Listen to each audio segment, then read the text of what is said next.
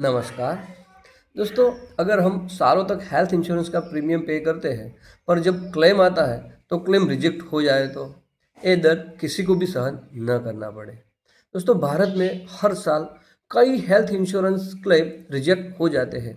उसका कारण health insurance company नहीं, लेकिन हमारी गलत जानकारी है। जब हम क्लेम लेते हैं तो कुछ छुपाते हैं। तो ये चार कारण रीजन है जो क्लेम को रिजेक्ट कर सकते हैं। पहला रीज़न है कि जब भी हेल्थ इंश्योरेंस ले तो कोई भी मेडिकल हिस्ट्री जो है वो डिस्क्लोज करे, बताए। अगर आप नहीं बताते हैं तो जब प्रॉब्लम सामने आती है तो वो रिजेक्ट हो जाता है।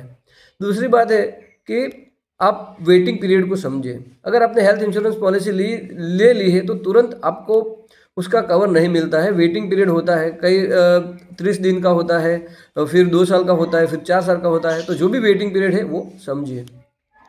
हेल्थ इंश्योरेंस लिया है तो उसमें रूम रेंट चार्ज भी समझिए। कई सारे क्लेम ऐसे आते हैं कि रूम रेंट चार्ज की वजह से हमें पैसा पे करना पड़ता है।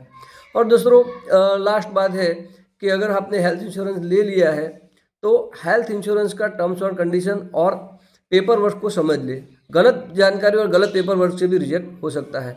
तो मैं हूँ आपका हेल्थ इंश्योरेंस एडवाइजर, जो आपको बताऊंगा कि कैसे आपका क्लेम स्मूथली निकल सकता है। तो दोस्तों, अभी कमेंट करें। Thank you so much.